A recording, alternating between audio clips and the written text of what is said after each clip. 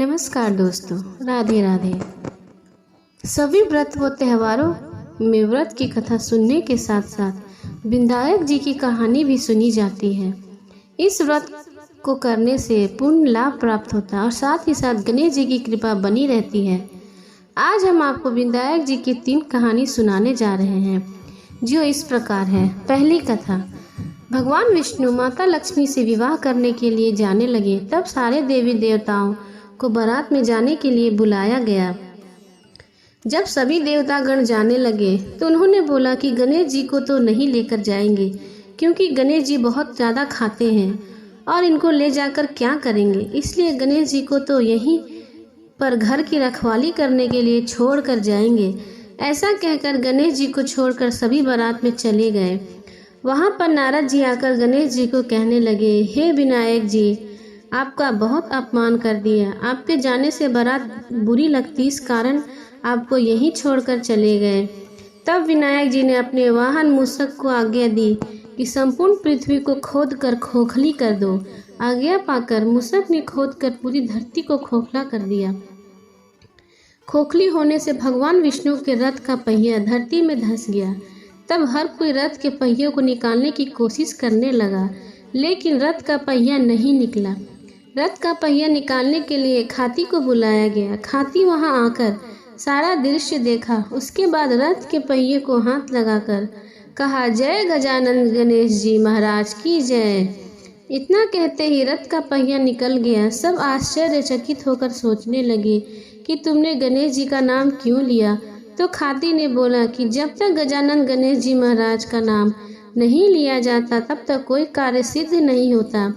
जब भी गणेश जी को सच्चे मन से सुमिरन करता है और याद करता है, उसके सारे बिगड़े काम बन जाते हैं।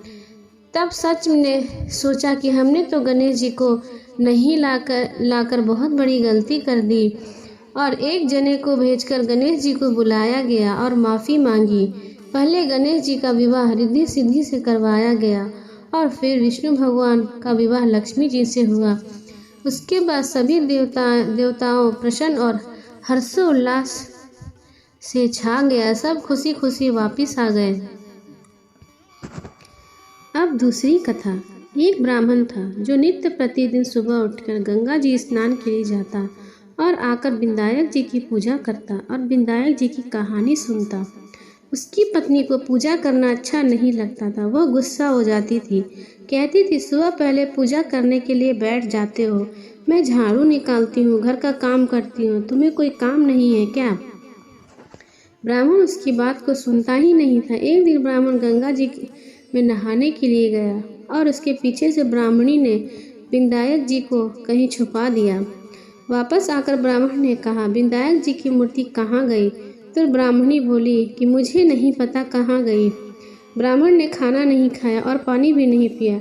राम ने कहा कि जब तक मैं विनायक जी की पूजा नहीं कर लेता तब तक अन्न जल ग्रहण नहीं कर सकता। मैं तो विनायक जी की पूजा करने के बाद ही अन्न जल ग्रहण करूँगा।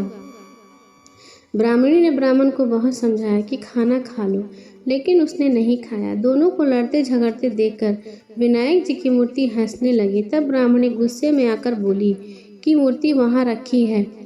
उसके बाद ब्राह्मण ने विनायक जी की पूजा अर्चना की। तब अचानक ही विनायक जी की मूर्ति बोल उठी कि तुझे मेरी सेवा करते हुए बहुत दिन हो गए, तो कुछ मांग।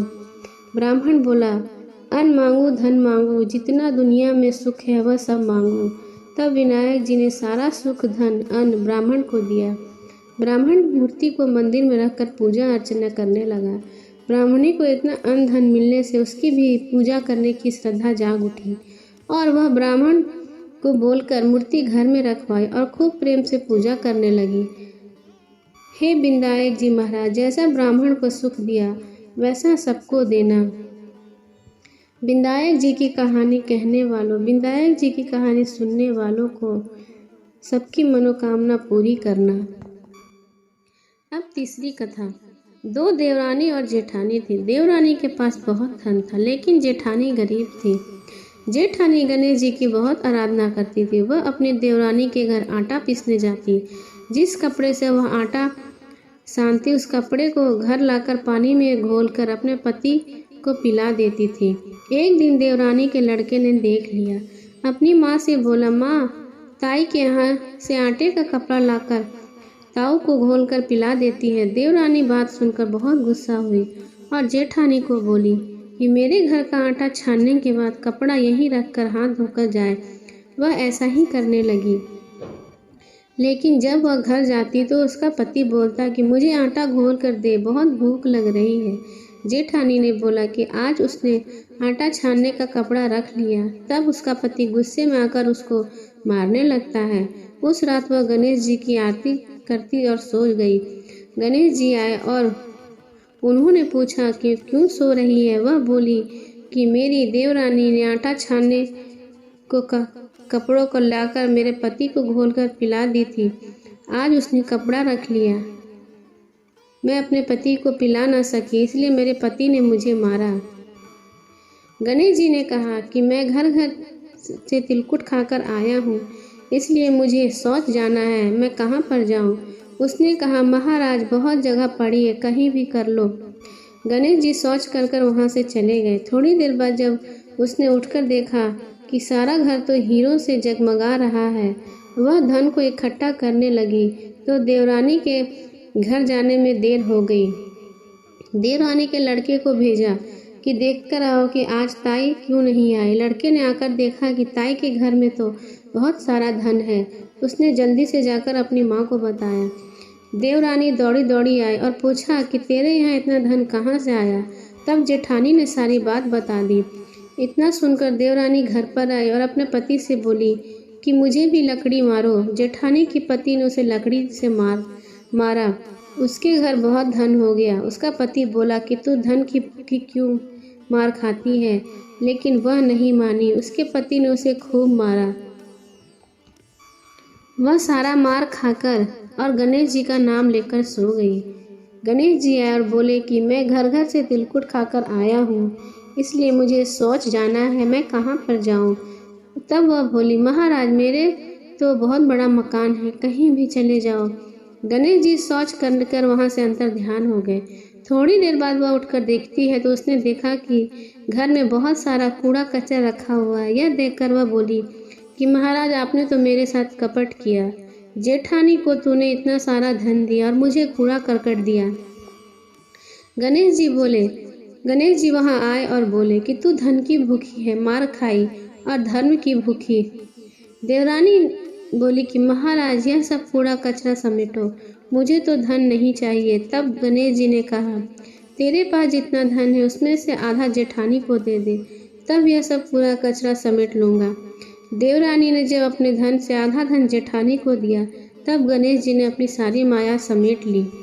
हे गजानन जी महाराज, देवरानी को जैसे दिया वैसे सबको देना, जेठानी को जैसा दिया वैसा सबको देना। विनायक जी की कहानी कहने वालों और विनायक जी की कहानी सुनने वालों पर अपनी कृपा बनाए रखना। बोलो जय विनायक महाराज की जय।